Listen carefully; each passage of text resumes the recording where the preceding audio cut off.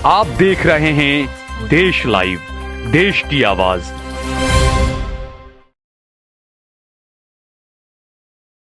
वजीर भाई, आज जो प्रोग्राम रहा माइनॉरिटी डिपार्टमेंट का कांग्रेस का, काफी बड़े नेता इमरान प्रतापगढ़ी साहब भी यहाँ पर आए थे। क्या कहेंगे, आज का एक प्रोग्राम का मौजू क्या था? सवाल ये कि इस देश के जो हालात हैं, उसमें भी खास करके गुजरात के जो हालात हैं, वो हालात देखते हुए अभी जो सर का जो कानून गुजरात की सरकार ने शुरू किया है, हम इस प्रोग्राम के जरिए गुजरात की जनता को जागरूक करना चाहते थे कि सर को ऐसा मत देखिए कि कुछ नहीं है। अगर आप गाफिल रहे और उसका सही तरीके से जो करना चाहिए मतदार की बारे में वो आपने नहीं किया, तो ये सरकार माइनॉरिटी के लोगों को देश से बाहर निकालने की भी कोशिश में लगी हुई है।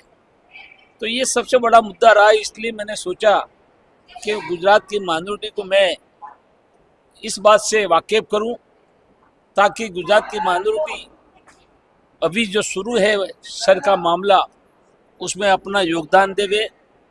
एक अपना मजहबी कहे या कानूनी कहे, जो अधिकार हमारा है वो अधिकार को पूरा करने की पूरी कोशिश करे। और जहाँ कहीं भी छोटी सी भी गलती अगर होती है तो उसको सुधारने के लिए कांग्रेस के कार्यकर्ता उसमें काम में लग जाए। ये काम एक जिम्मेदारी वाला काम है।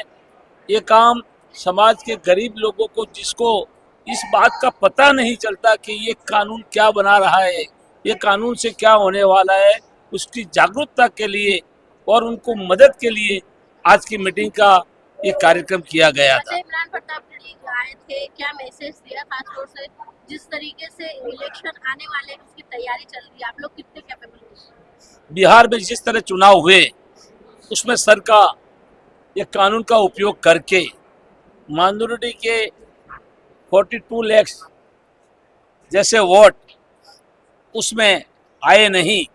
नतीजा ये हुआ कि बिहार की सरकार दिखने में तो ऐसा लगता है कि कांग्रेस और राजद की सरकार बनेगी।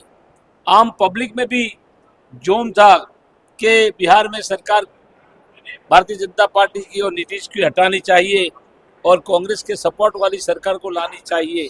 लोगों का हुजूम हम देखते थे तो लोगों को ऐसा लगता कि इस बार ये सरकार भारतीय जनता पार्टी की आने वाली नहीं है, कि नीतीश बाबू की सरकार आने वाली नहीं है।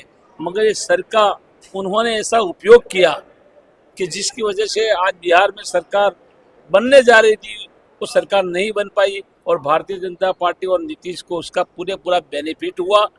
हम चाहते हैं कि गुजरात में आने वाले दिनों में हमारे वोट रह न जाए। में मतदान होना जरूरी है, मगर मतदान से भी अधिक ये लोग जो कानून बनाने जा रहे हैं, देश के निकाल की बात कर रहे हैं। कहीं कोई आदमी सरद चूक से मतदान होना रुक गया तो ये लोग कहेंगे कि तुम भारत देश के नागरिक नहीं हो और तुमको इस देश से बाहर जाना पड़ेगा। मैं चाहता हूं कि एक जिम्मेदार व्यक्ति होने के बावजूद मैं चाहता हूं कि ऐसी कोई नौबत ना आए, कोई गरीब इंसान को कोई सरकार नुकसान न कर सके और उसका हक उसको कायम मिले, उसकी हम लोग कोशिश में लगे हुए हैं। अच्छा, कांग्रेस नेता राहुल गांधी ने जो चैलेंज दिया था एक तरह से नरेंद्र मोदी को और बीजेपी को कि गुजरात हम आपको 2027 में हराने जा रहे हैं, तो क्या लगता है 2027 में ये जो एसआईआर जो किया जा रहा है, बिहार जैसी हालत गुजरात में भी होने वाली है, इसको आप मानते हैं? मैं ज़रूर ये मानता हूँ कि ये सरकार कुछ भी कर सकती है। राहुल जी की जो चैलेंज है वो चैलेंज देने के बाद भारतीय जनता पार्टी की सरकार गुजरात में बहुत बड़ी सक्रिय हो चुकी है। वो हर मुद्दे पर कांग्रेस को डैमेज करने की कोशिश कर रही है और वो ये भी जानती है कि कांग्रेस का अगर सही वोट है तो माइनॉरिटी का वोट है। माइनॉरिटी के वोट के सिवा कुछ कांग्रेस के पास इतनी बैंक बैलेंस वाली कोई है नहीं मतदार, तो ये माइनॉरिटी को नुकसान करने की पूरी कोशिश करेंगे।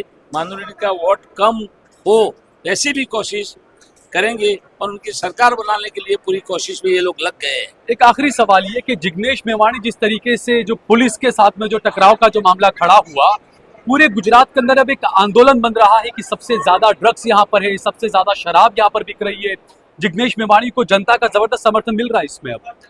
तो बिल्कुल सही बात है कि जिस गांधी के गुजरात में वर्षों से शराबबंदी है, मगर आज हम यहाँ देखते हैं कि कई पोर्टों पर ड्रग्स पकड़ी जाती है।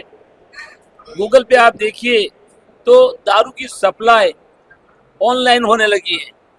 अगर कस्टमर को पीना है तो वो फोन करेगा और बोतल इसके घर पे पहुंच जाती है। ये सरेआम हो चुका है। और जिग्नेश मेवाणी ने जो बात कही और जो लड़ाई ली है, उसके लिए गुजरात की सारी जनता उसके फेवर कर रही है, क्योंकि गुजरात का कोई भी नागरिक नहीं चाहता कि हमारा बेटा ड्रग्स का आदी बने या शराब का आदी बने और हमारा घर बर्बाद हो। हर कोई जिम्मेदार इंसान इसमें जिग्नेश मेवाणी को सपोर्ट करता है और करेगा। अच्छा, कल जन आक्रोश रैली होने वाली है कांग्रेस की तरफ से, क्या मैसेज? रैली तो अभी चली रही है, मगर कल ऐसा गुजरात में कहा गया है कि हर कलेक्टर के पास जाकर ये पुलिस जो दमन करती है और पुलिस जो गलत काम करती है उसके खिलाफ और जिग्नेश मेवाणी के फेवर में सब लोग आवेदन पत्र देने वाले हैं।